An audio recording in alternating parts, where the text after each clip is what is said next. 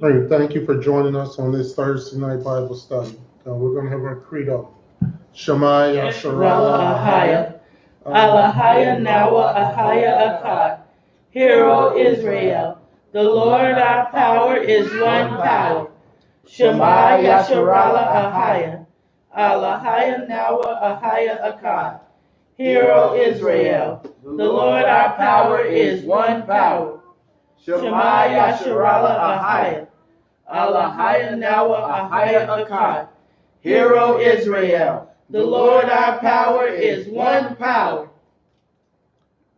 I want to thank Yeshaya, Ahaya, and the Holy Spirit for allowing us to be here today. Peace to 12 tribes are scattered throughout the four corners of the earth. We're going to get our Bible study, the book of Habakkuk.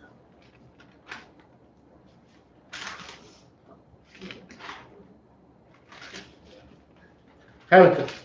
He is the one who wrote this particular book. Mm-hmm. His name possibly means one who embraces, or the embracer, or the wrestler.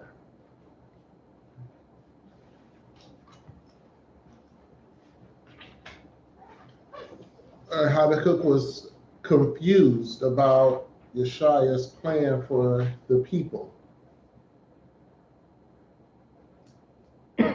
Not too much is known about the prophet except that he wrote the book itself. His internal life, it's not really known. It's kind of non-existent. Habakkuk was prophesying before Jeremiah, Ezekiel, Daniel, and Zephaniah. So he was one of the first prophets to prophesy during the reign of the last three bad kings.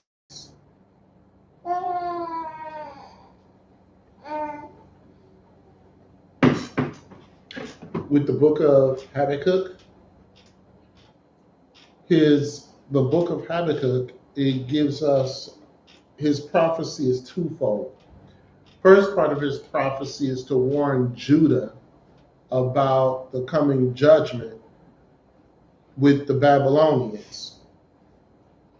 Then the second part of his prophecy is to comfort Judah about the Babylonians' destruction. So with the prophets that we have went through thus far, they always had a prophecy of judgment, whether it was with the Assyrians or with the Babylonians, and a prophecy of the destruction of those who were used to destroy us, or some type of comfort. Each prophet had that. Now, Habakkuk's prophecies, or Habakkuk started to prophesy during the reign of King Jehoiakim, during the beginning of Jehoiakim, right? It was at the end of when Assyria was destroyed. Assyria was destroyed about 612, and Nahum was prophesying then. Mm-hmm. And Habakkuk started to prophesy right at that point. When Nebuchadnezzar was king of Babylon, that's when he started to prophesy. So we know Nebuchadnezzar was the father of Nebuchadnezzar. Oh. So, yeah. So he was prophesying during the reign of Nebuchadnezzar, which was about 626, somewhere around 626 BC. The Dead Sea Scrolls, the book of Habakkuk, the entire book is preserved with the Dead Sea Scrolls. In Isaiah, there were a lot of fragments with Isaiah with the Dead Sea Scrolls when we talked on the book of Isaiah. Habakkuk, the entire book was preserved with the Dead Sea Scrolls. Paul referred to Habakkuk a few times in the book of Romans. So we're going to go to the book of Habakkuk, chapter 1.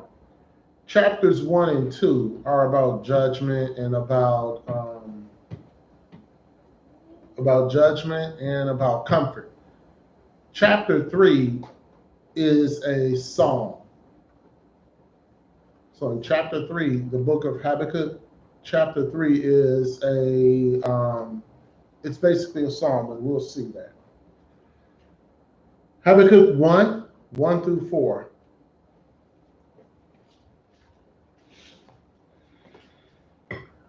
The burden which Habakkuk the prophet did see. Now, burden means a heavy weight, a mighty weight, a judgmental weight. And when the Bible talks on burdens, it's often a prophet about to announce Yeshua's wrath against sin. The verse 1 says the prophet did see. It's the vision that Habakkuk got through Yeshua's message. It was a form of a vision that Habakkuk saw. Verse 2 says, O Lord, how long shall I cry, and thou wilt not hear, even cry out unto thee of violence, and thou wilt not save? Why dost thou shew me iniquity, and cause me to behold grievance? For spoiling and violence are before me, and there are that raise up strife and contention. Therefore the law is slack, and judgment doth never go forth. For the wicked doth compass about the righteous, therefore wrong judgment proceedeth. So we're going to see Habakkuk has 5 woes. And we're going to go through those 5 woes that Habakkuk has. Habakkuk, this is a complaint that Habakkuk had. And he thought that Yeshua appeared like didn't care about Judah's sin. He was jealous, just kind of like what Jonah went through. Habakkuk was jealous because he knows Yeshua is righteous, and he knows Yeshua is going to do a righteous judgment. So Habakkuk starts to question Yeshua's wisdom. He's kind of bewildered because he sees the sin and he sees nothing happening from that sin. So he's questioning Yeshua's judgment. And he's questioning Yeshua's wisdom at this point.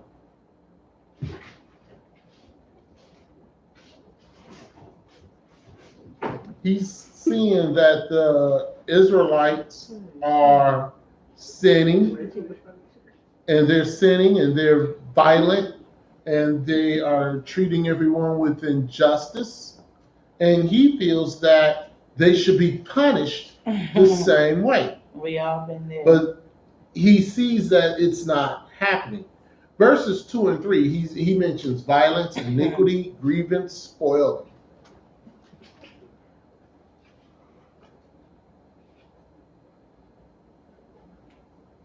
Strife. That's Judah's society. Big wickedness, malicious wickedness, morally, ethically oppressing people. And he sees this. In verses 5 through 11, Habakkuk then is perplexed, and he's pleading with Yeshua. Now, Yeshua breaks his violence. And I mean, he breaks his silence, and he informed them that he knows about Judah's sin. He sees Judah's sin, but he's going to send them judgment. Habakkuk chapter 1, we're reading verses 5 through 11.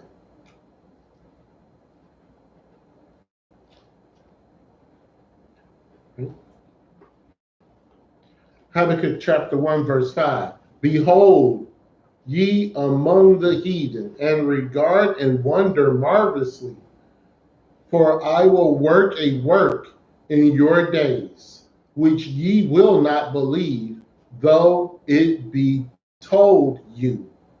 Behold, regard, wonder. These are a series of commands that talks about the community of Judah and Jerusalem. And they was to take note of this invasion. Wonderful precept for this is Acts 13:41, because Paul quotes this exact same thing in Acts 13, in Acts 13:41. Verse 6, for lo, I raise up the Chaldeans. We all know Chaldeans are Babylonians. That bitter and hasty nation, which shall march through the breadth and which shall march through the breadth of the land to possess the dwelling places that are not theirs. So verse 6 to 11, the prophecy talks about the mighty Chaldeans or the mighty Babylonians. Babylonians reigned from, I believe, 625 to 530 BC. Well, you remember last week we were talking about how they did go through and conquer different cities and different things like that. It was just not only Judah. Right. And certain parts of the Babylonians come from the descendants of Chesed, and Chesed was a son of Nahor. That's also in Genesis 22. Right? So I'm not saying all of Babylonians came from them. I said a certain part of the Semitic nomads of Babylon came from there. They gradually populated southern Babylon. They were under Assyrian authority, because everybody was under Assyrian authority, until Nabopolassar came and destroyed Nineveh in 612 and founded the Neo-Babylonian Empire, which it reached its highest reign during the reign of Nebuchadnezzar. We have a question in the chat. And that's also in Babylon, that's also in Daniel 1:1. Hold on a minute. A bitter and hasty nation. Habakkuk 1:6 says, a bitter and hasty nation, a cruel and merciless people with a temper, bitter against the people of Yeshua, against the people of God, against the true religion, causing bitterness, calamities, and distress wherever they came and wherever they went. Hasty means that they didn't wait around. They did it swift. They did it aggressively when they went to persecute the land. Okay, so that's the explanation of the Chaldeans being a bitter and hasty nation. What's the question? The question is, are the Babylonians deceased, or they still live? Are the Babylonians deceased, or do they still live? The Babylonians are now no longer. They are no longer. Because of the fact the people who are in the land of Babylon are currently your Iranians. And your Iranians are not descendants of these Babylonians. Because your Iranians are a mixture of European and Arab nations, just like most of the Middle East now. They're a mixture of European and Arab nations, and they're mostly European. Yeah, the original people are not in the land. Right. The original people are not in the land. They're not in existence. So we said the Chaldeans are the Babylonians. Babylonians, and they Right. come from who? Ham. They're descendants of Ham. They are Hamites. So you don't think there's some of them still alive? Well, it could be, but They're not over in the land. it could be. I mean, there's probably a remnant, just like there's a remnant of us still in Israel. It's possible that there's still some remnants of the Babylonians. What I'm saying though is that the land of Iran now, those are not Arabs. Those people are a mixture of European and Arab descent. So I think you just answered the next question. Are the Middle East is Ishmael? No, the Middle East is not Ishmael. Because of the fact Ishmael, they were of what color? They were dark-skinned people. So Ishmael, you can't say that the Arabs today are Ishmael because they are mixed. Just like our people are mixed. Not our people are mixed, but just like the ones who are portraying to be us, they're mixed also. They're of a mixed descent. So true Ishmaelites, which would be dark-skinned Arabs, or no, not Arabs, I'm sorry. There will be dark-skinned people of Islam, mostly. You have a remnant of them in They're still out there. It's a remnant. in Israel, but they're not like the city of Israel. They're still like the desert. Yeah, like Saudi Arabia, Yeah. Jordan, Palestine, where else? They still mainly in that area is where you'll find some remnant of Ishmael. Are they still around? It's not really because of the mixed breeding. Yes. I have a precept to Habakkuk 1 and 6. Baruch chapter 4, verses 14 and 15. Let the neighbors of Zion come. Remember the capture of my sons and daughters, which the everlasting brought upon them. For he brought a distant nation against them, a nation ruthless and of a strange language, which had no respect for the age and no pity for a child. Okay, let's go. Verse 7. They are terrible and dreadful. Their judgment and their dignity shall precede themselves. Verse 8. Their horses are swifter than leopards and are more fierce than evening wolves. And their horsemen shall spread themselves, and their horsemen shall come from afar. They shall fly as the eagle that hasteth to eat. So here, Habakkuk is describing the army of the Babylonians.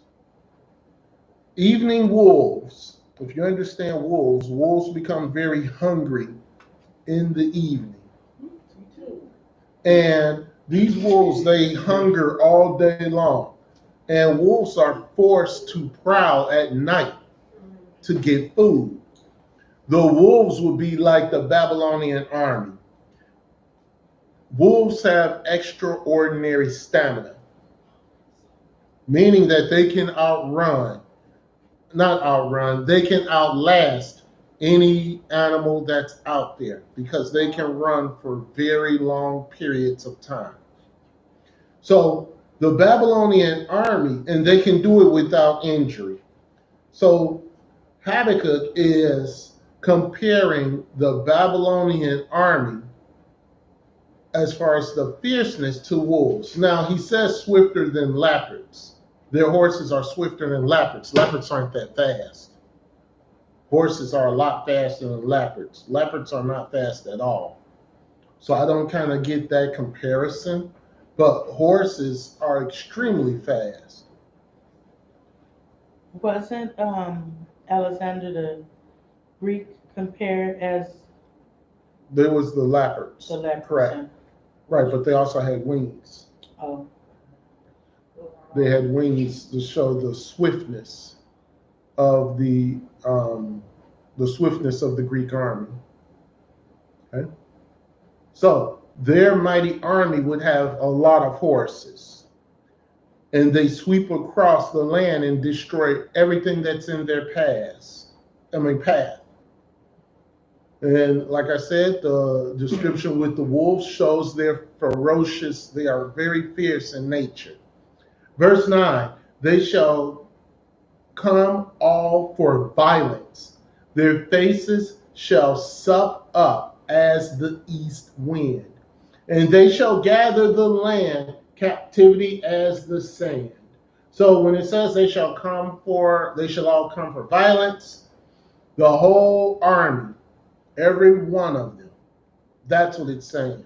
Their entire army is going to come against Israel.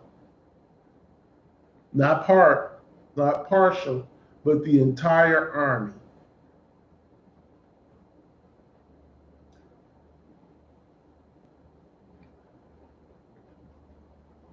And any injuries that they have, they're going to be able to overcome it. Their faces shall sup as the east wind. Their countenance is going to be so fierce and so stern that they are going to it's kind of like their faces are going to be fierce, stern, that they're going to be, people are going to be afraid to look at them. Men are going to be afraid just to look at them. Remember when the Roman Empire was at the beginning. People were afraid when the Romans were coming because of the destruction that they brought. Mm-hmm. It's the same thing with the Babylonians. This was not seen before. The Assyrians, yes, they were terrorists. They were terrorists. But the Babylonians were not terrorists.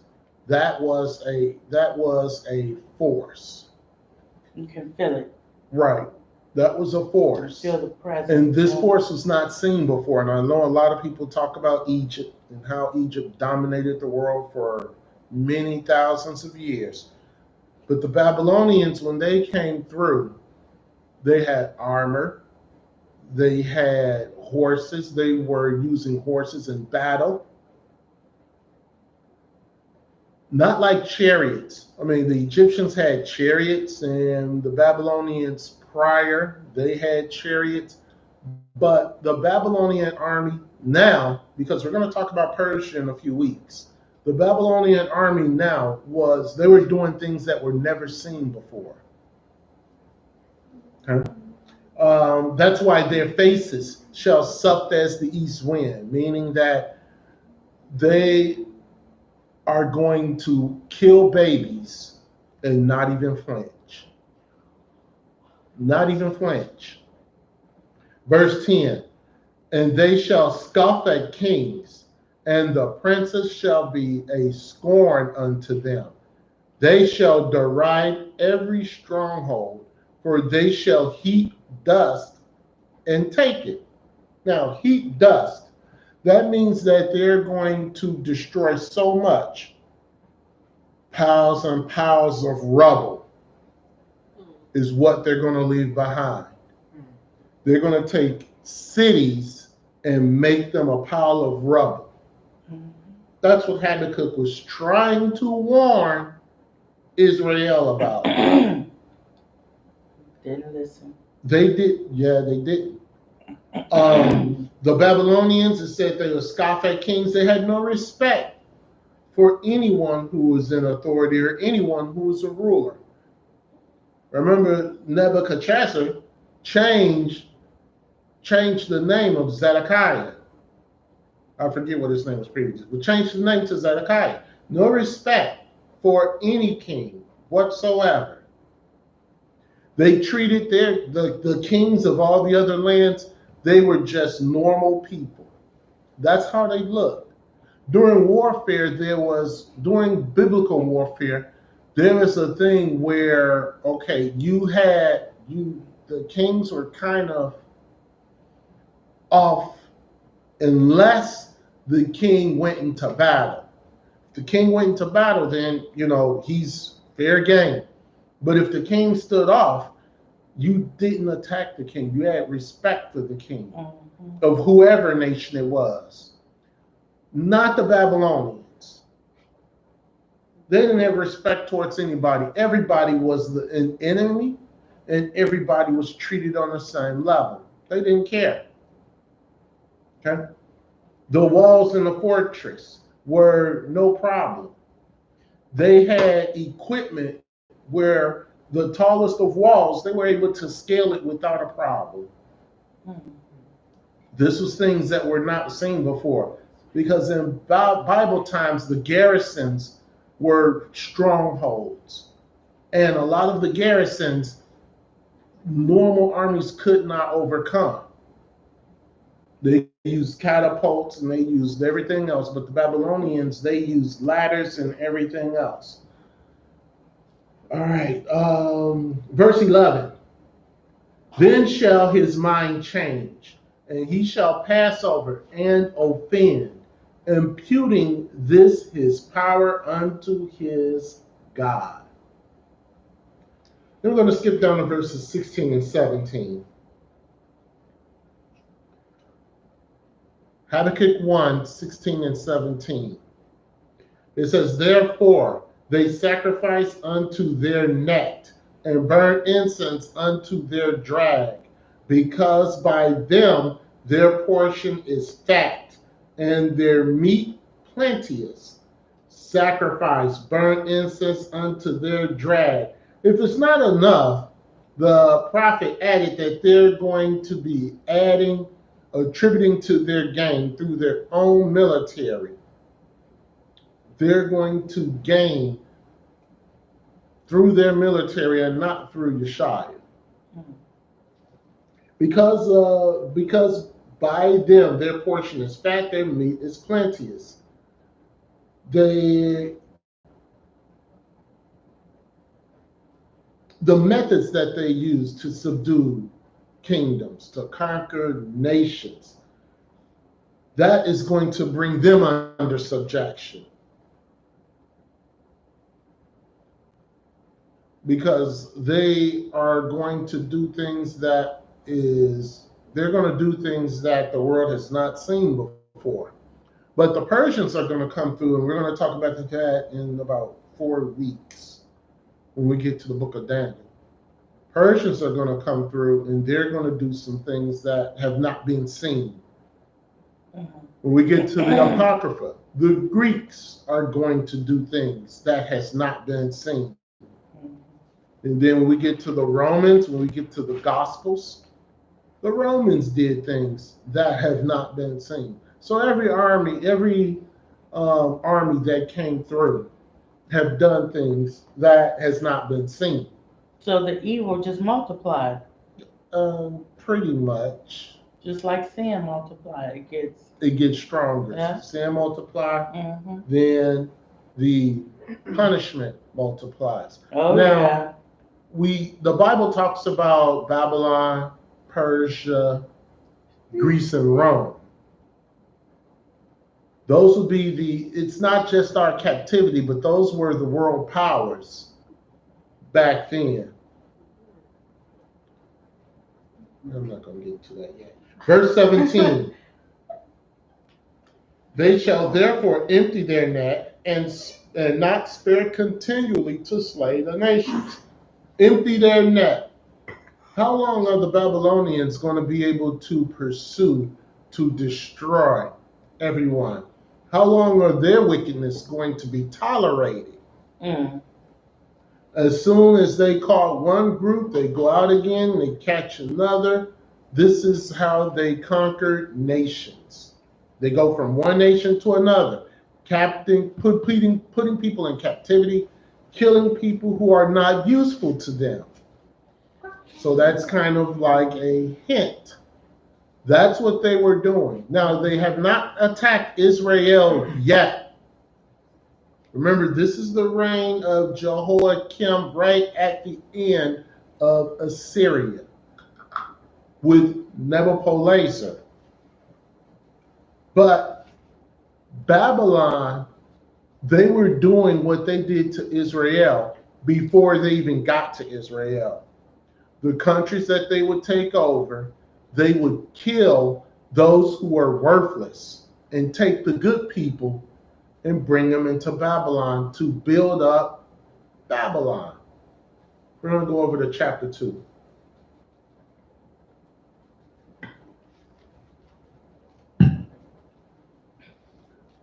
So they were conquering every known part of the world there was. And they were doing it as if Yeshua wasn't aware.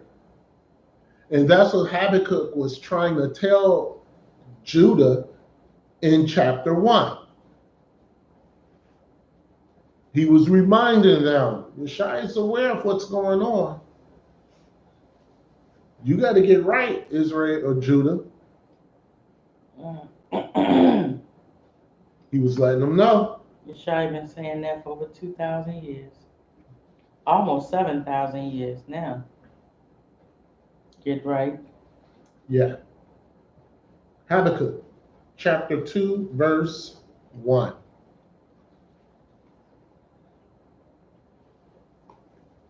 Mm-hmm.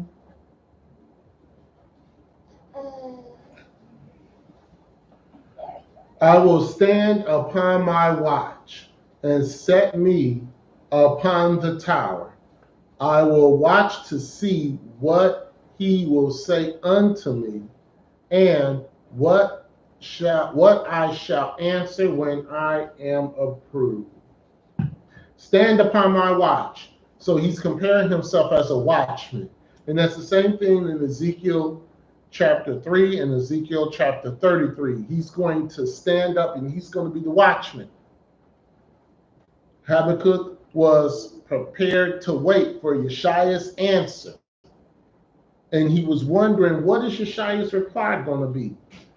Habakkuk is speaking in this particular verse, and he's waiting to see what Yeshua is going to say to him. But he's not going to move away from his duties.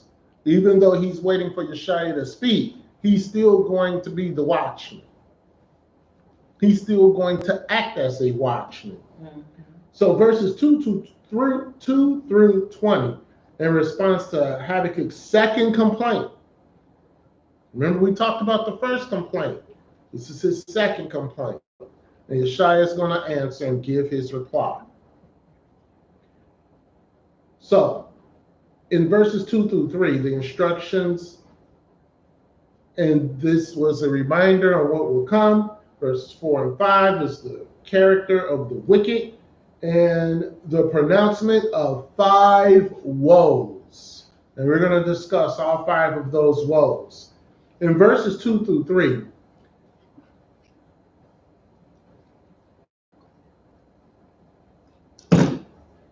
one second.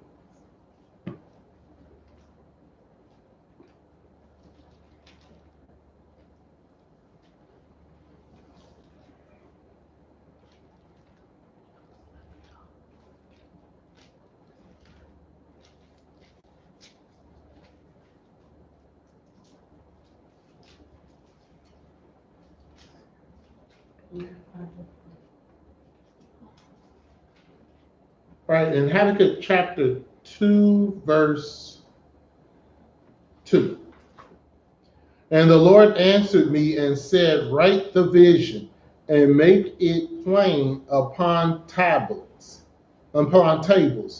that he may run that readeth it. For the vision is yet for an appointed time, but at the end it shall speak and not lie. Though it tarry, wait for it, because it will surely come, it will not tarry.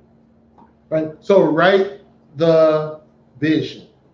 Habakkuk was to write down and to preserve for prosperity all that would be fulfilled.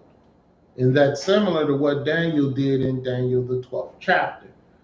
The prophecy would be everlasting.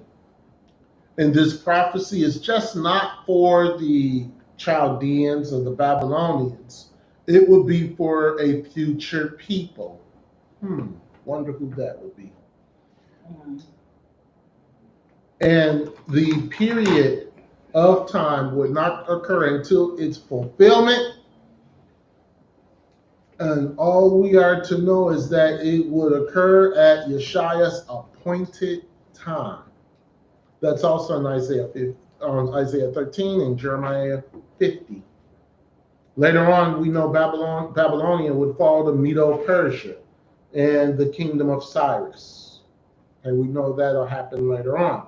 Habakkuk chapter 2, verse 4, behold, his soul which is lifted up is not upright in him, but the just shall live by his faith.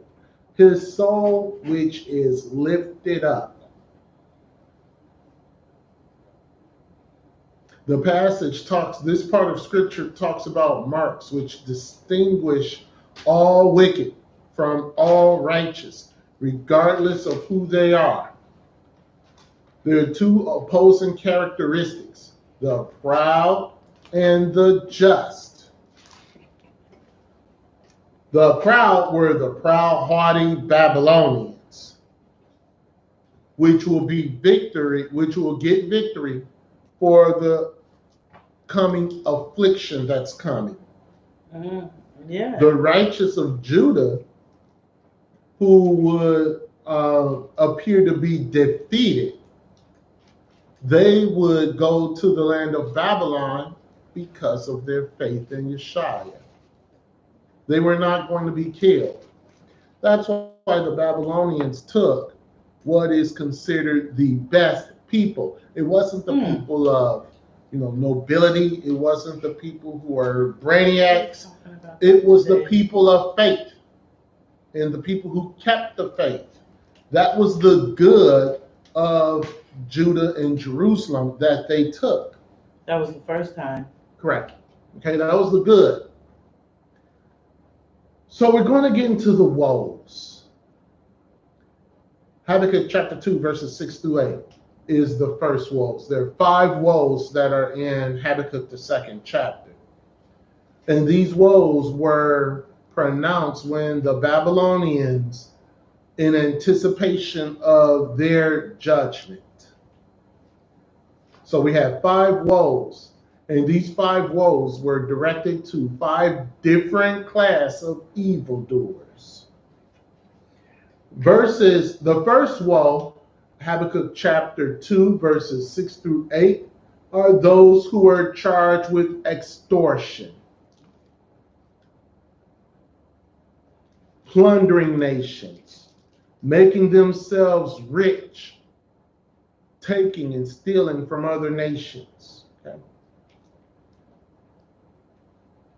They said the first part was about Judah and their judgment. The second part about what's going to happen to the Chaldeans. And chapter 3 is a psalm. And we're going to go over that. A psalm, it's not a prayer. It's a psalm. Okay, and you'll see why it's a psalm. All right, Habakkuk chapter 2, verse 6 says, shall not all these take up a parable against him, and a taunting proverb against him, and say, woe to him that increaseth that which is not his. How long? And to him that ladeth himself with thick clay. So a person that increases himself on something that's not his, that's extortion. You're all gangsters. They extorted people. How they used to make their money before they became the mafia is that they would go around and people would have what is called a push cart. And you would have these little carts, and you would sell your goods on these little carts. So what they did is they would go to the push cart owner and say, "You need fire insurance." And the owner would be like, "What? Get out of here. I don't need fire insurance." Later on that night, their cart would be in fire, would be caught on fire. So then the next day they would come and say, "Told you you need fire insurance. Now you're going to get fire insurance." Oh, okay. That's extortion. Mm-hmm. It wasn't really fire insurance, it was protection. Right? So nothing new under the sun. Verse 7, they shall not rise up suddenly that shall bite thee, and awake that shall vex thee, and thou shalt be for booties unto them. Because thou hast spoiled many nations, all the remnant of the people shall spoil thee. Because of men's blood, for the violence of the land, of the city, and all that dwell therein. So that's the first woe. So understand this: if you've ever exploited or extorted someone, you need to repent. There's a destruction coming your way.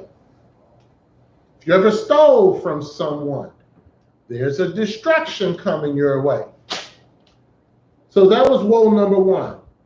Woe number two is out from the extortion, you now have covetousness. Okay, that's woe number two. Habakkuk, woe number two is in Habakkuk chapter 2, verses 9 through 11. So this is the second woe, covetousness.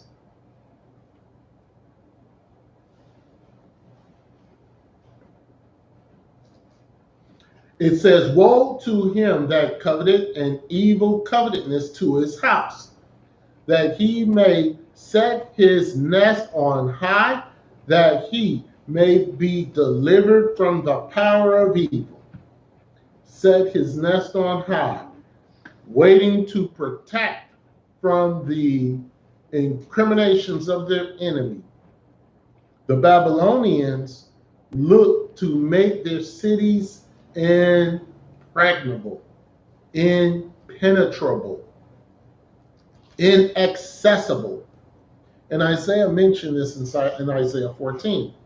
The Babylonians they are so covenantness with their cities that they're stealing from other people to make their own house, to make their own city, their own. When I say house, I don't mean one individual house. To make their land impenetrable. That's wrong. Because Yeshua don't like it. Verse 10 says, "Thou hast consulted shame to thy house by cutting off many people, and hast sinned against thy soul.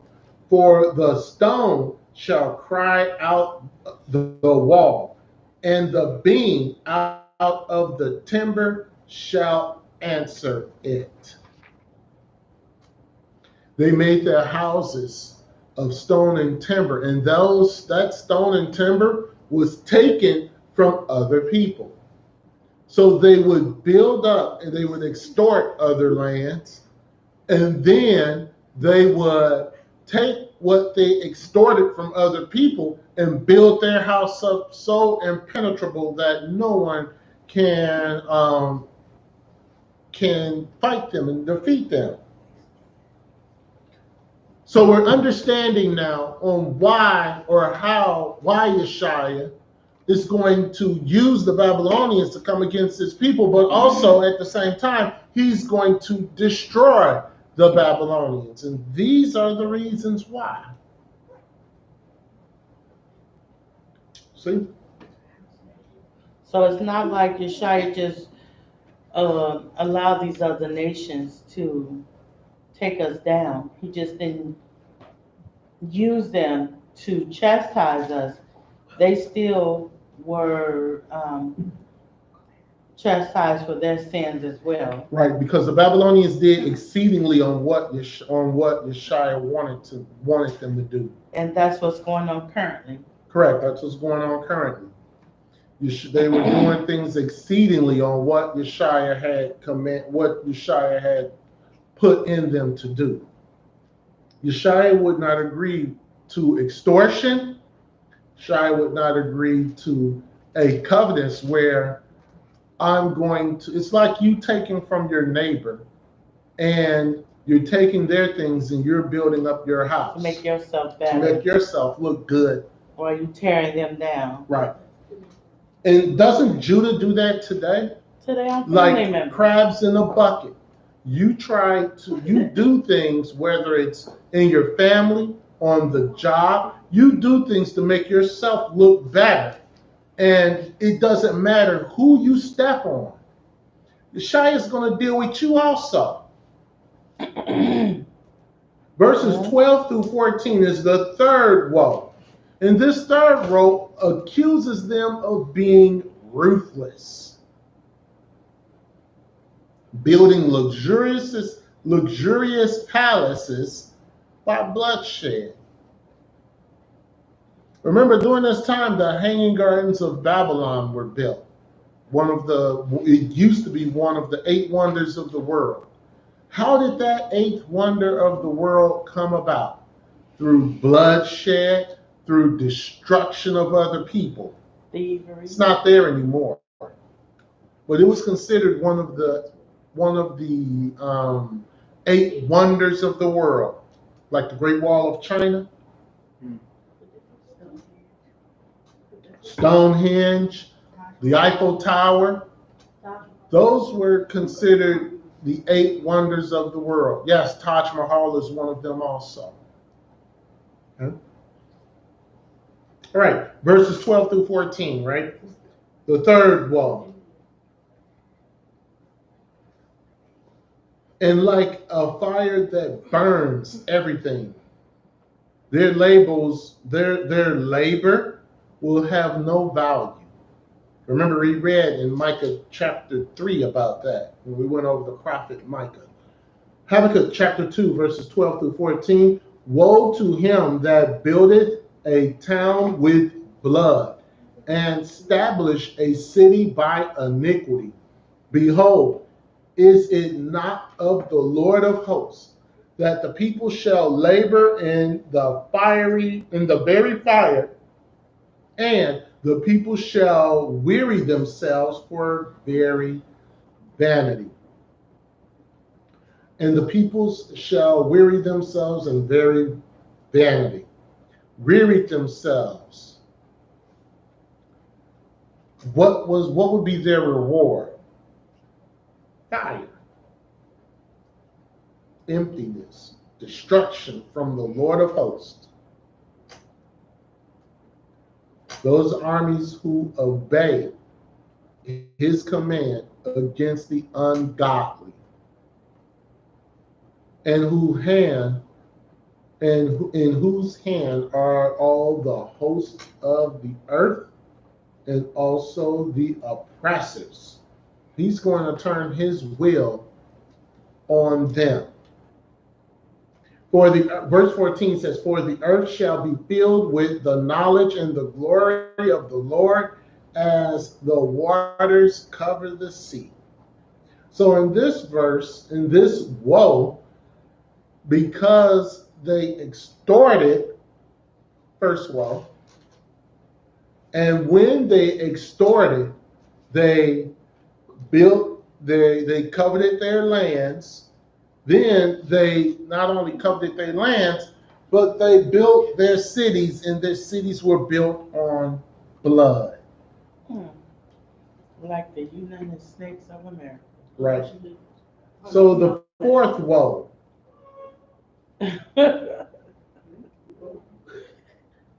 Verses 15 to 17 is the fourth woe. The fourth woe is intoxication. The fourth woe is intoxication.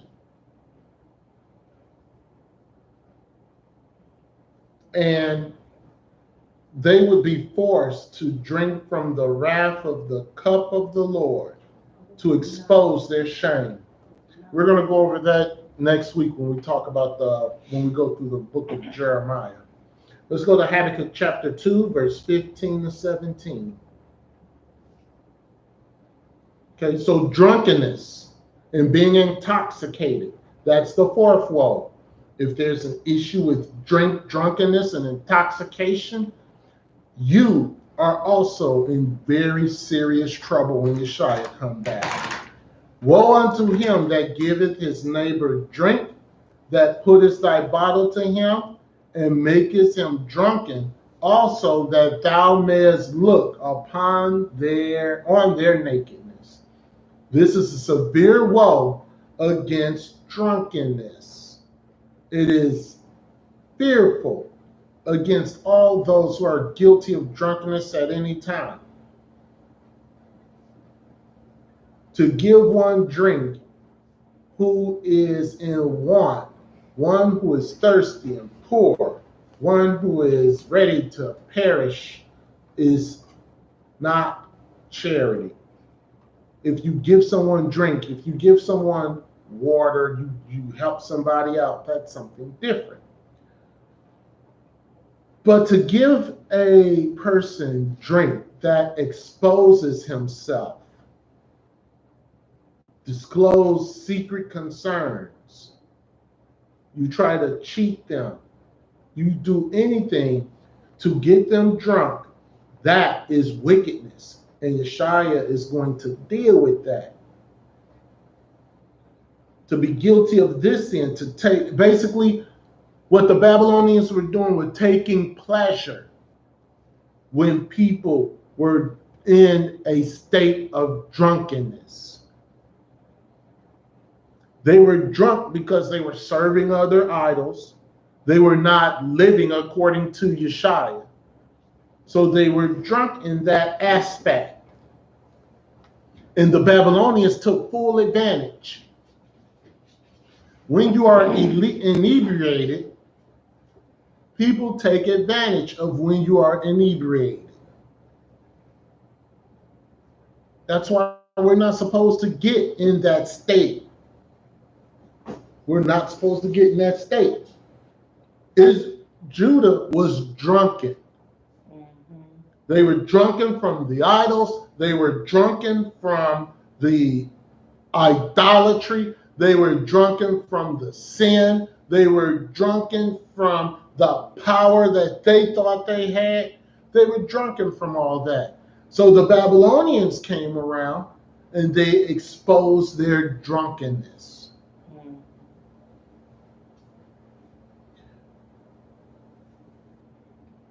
They were drinking this alcoholic drink, and their judgment was impaired.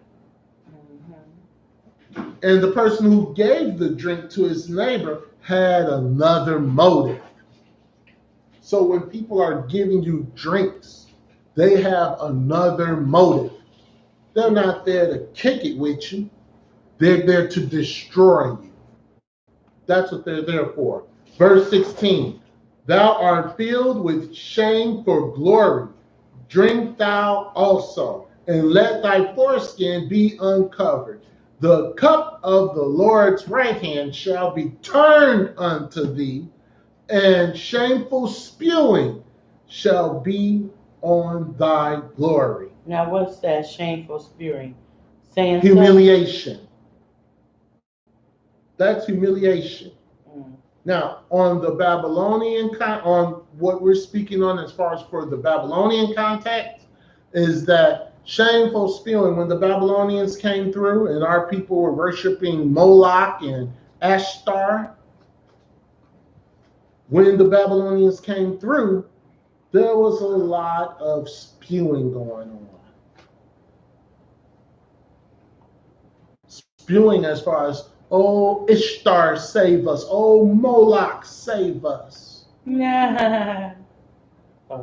See, that's that drunken state. You're calling on a wood and a rock, a piece of wood and a piece of rock to save you. But what do you do when you're in that drunken state? Hey, what about spotting? You do the, excuse me, you do the exact same thing. You start saying stuff. You start operating in a certain way. It's the same thing. But Yeshua is going to deal with not only the person who's getting drunk, but he's going to deal with the person who's giving the drink also. Yeah. This is what he's saying. He's saying, Judah, yeah, I know that you are drunken over idols. I'm going to deal with you. I'm also going to deal with those Babylonians who are exposing what you're going through. We'll deal with them too. The same thing happens today. The same thing is going to happen. Spewful shame. When you're drunk, you start to feel sick, start to throw up. Why are you doing that? You're doing it because your body is reacting to the alcohol that you are putting in, which is spirits. You go to the liquor store, what's on their sign? Spirits. And a lot of people don't even think that. Don't even think of that. Because who would think to call it that if Spirits. that's not what it is? And when you drink it, what did you start acting like? A whole bunch of spirits. Yeah. Right. Verse 17. For the violence of Lebanon shall cover thee, and the spoil of beasts which made them afraid because of men's blood, and for the violence of the land of the city, and of all that dwell therein. So now we're going to get to the fifth woe. The fifth woe is the accusation of idolatry.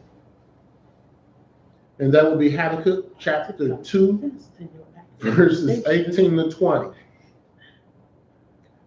It's an accusation of idolatry, exposing the folly to other gods. Remember, Isaiah said that in Isaiah 41.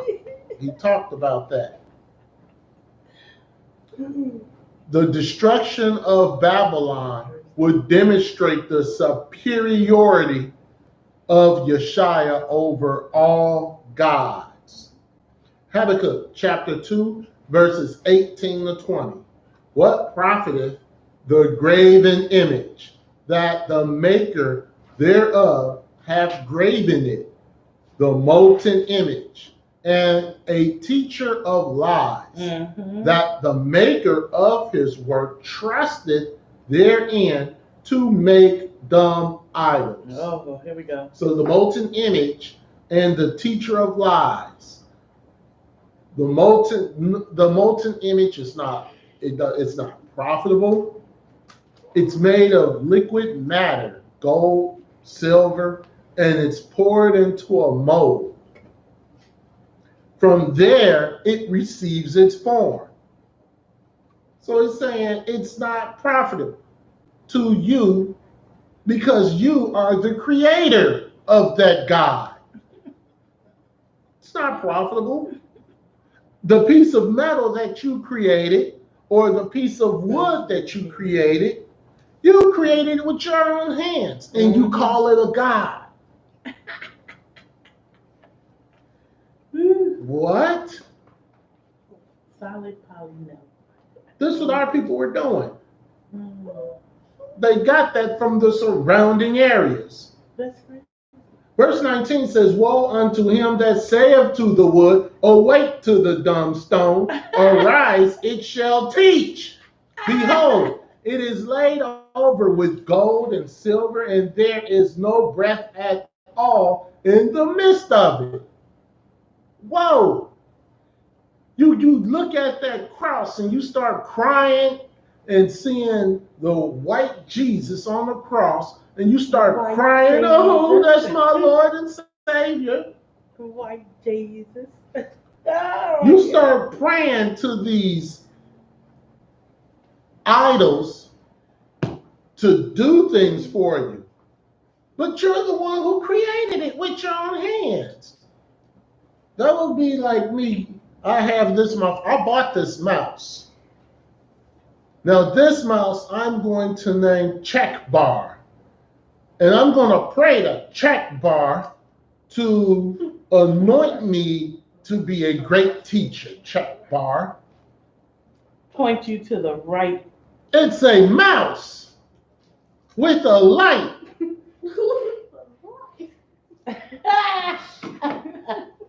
But this is how our people are.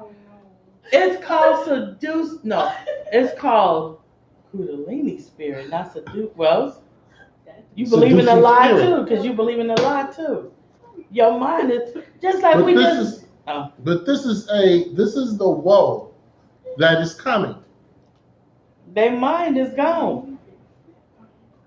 Verse 20 says, "But the Lord is in his holy temple. Let all the earth keep silence before him." So this is in contrast to their false gods. Yeshua is alive. He can and he speaks to his people. He can help his people or he can punish his people. Whatever he chooses. But In his holy temple, he's speaking of his throne in heaven. And he's omnipresent. He's everywhere. But see, people go to idols because they don't hold you accountable for your mess. Well, they create them, so they're not going to create it and then say, punish me. Right. So Yeshua is alive. He's going to hold you accountable for your life, your lies, the mess. Right. People don't want to face that. Right. So let's go. The first woe was extortion. Mm-hmm. Okay. From the extortion came the second woe, covetousness. Mm-hmm. From the covetousness comes the third woe, ruthless, being ruthless. From the third woe comes the fourth woe, drunkenness. From the fourth woe comes the fifth woe, accusations and idolatry. Still doing this today. Still doing this today. And if you partake in any one of these, I can guarantee you're not going to make it to the wilderness. I can guarantee that one. And you curse But you're yourself. going to be destroyed. Okay, those are the woes that Yeshua talked about to the Babylonians. Can we, on a side note, can we talk about the one with drunkenness? Because, just a quick second, we know the Kennedys. Is it the Kennedys? Mm-hmm. The famous family. They built their fortune off of being bootleggers. Right. So from their granddad who started it up until now, their family has been cursed. There's been so many deaths. It was just a lady and her son drowned in the lake some months back. Mm-hmm. And them people knew how to swim. They lived on the lake. You think they didn't know how to swim? But they were cursed. That family is cursed because they were bootleggers, and that's how they made their money. That's how the Kennedys started off making their money. And their family is cursed because they drank and they got the whole world drunk. Right. They're cursed. All right, we're going to go to Habakkuk 3. We're going to read Habakkuk 3 and 1. All right, Habakkuk 3 and 1, a prayer of Habakkuk, the prophet upon Shigonath. Now, Shigonath, prayer, song of praise. Mm-hmm. Shigonath means rambling poem. And it is a prayer that was sung. Okay? The Shinagaf is a kind of music. And it was also called a song. It was a song. It was a victory song. It was a song that was supposed to be triumph, supposed to bring back excitement. So in verses 3 through 15, it's 2 poems. Verses 3 through 7 is 1 poem. And then verses 8 to 15 is a second one. And it's recounting Yeshaya's deliverance of his people in the days of the Exodus. And it emphasizes his preservation of the wilderness and the triumph that his people had, that our people had going into the promised land. And if you see, Selah is in some of the verses. Selah means that there's a rest period. That's what Selah, it's a rest period. Okay?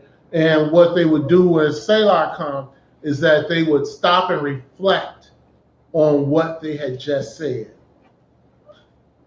All right, so quick, what we're going to do is we're just going to go through some key points. Habakkuk chapter 3, verse 4. And his brightness was as the light. He had horns coming out of his hand, and there was the hiding of his power. Where it says brightness of his light, fire devouring at the top of the mountain. And he was shown the sight with his glory.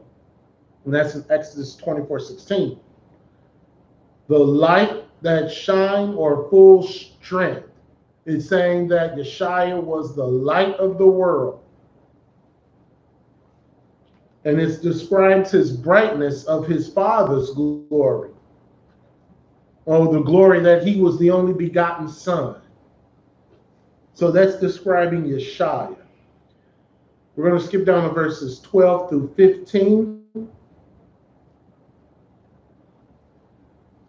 Verse 12. Thou didst march through the land in indignation. Thou didst trust the heathen in anger.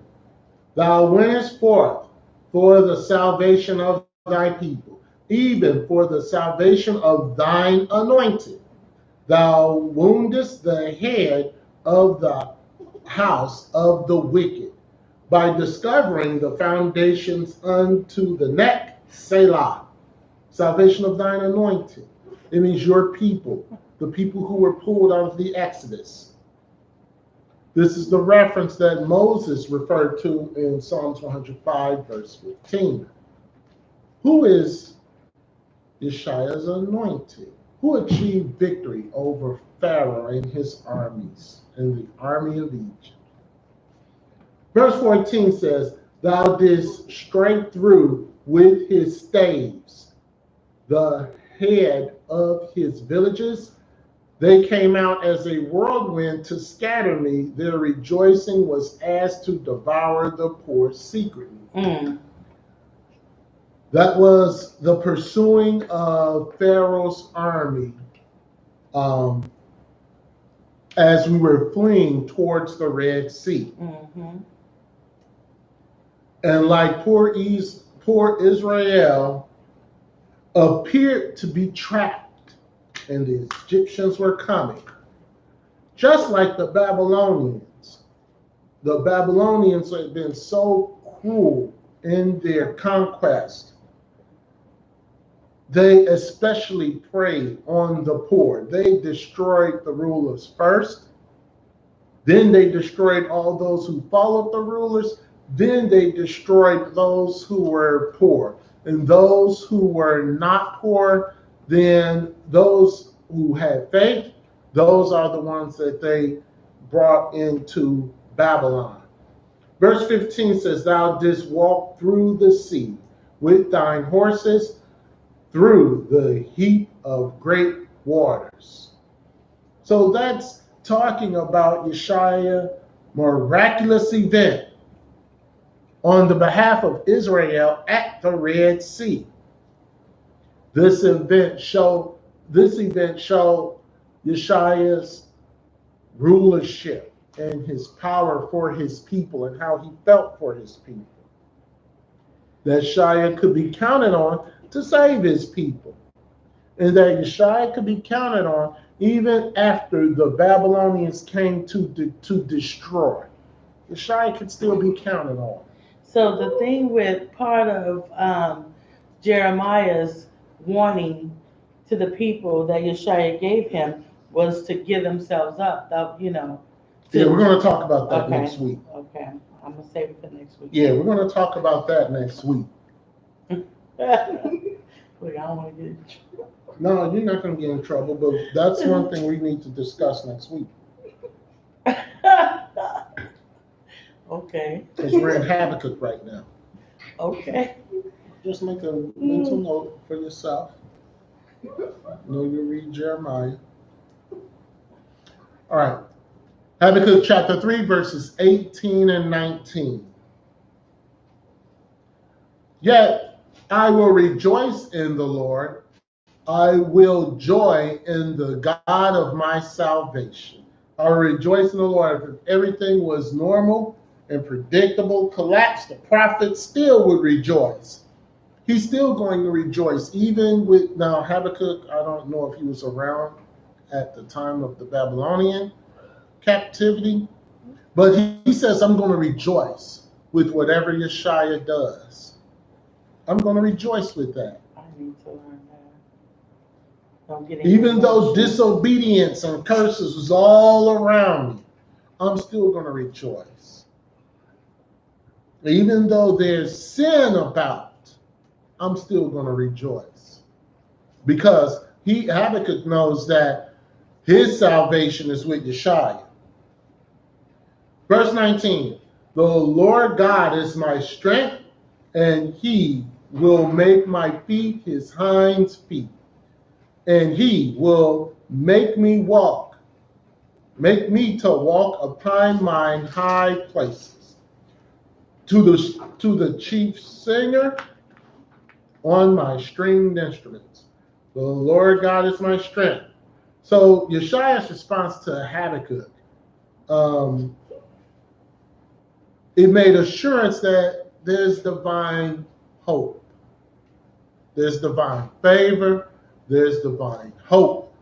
And this divine hope was not based on temporary blessings, but on a permanent blessing. Like hinds feet, sure-footed. You never see a deer run and fall. Never have you seen a deer run and fall. Maybe in the cartoons, but in real life, you've never seen a deer run and just fall. The only time they fall is if they get hit by a vehicle. But they're sure-footed. You've never seen a horse just running and all of a sudden they trip over something and fall and stumble. They are sure-footed. And that's what Habakkuk is saying, that I'm going to be sure-footed in the Lord. I am not going to fall.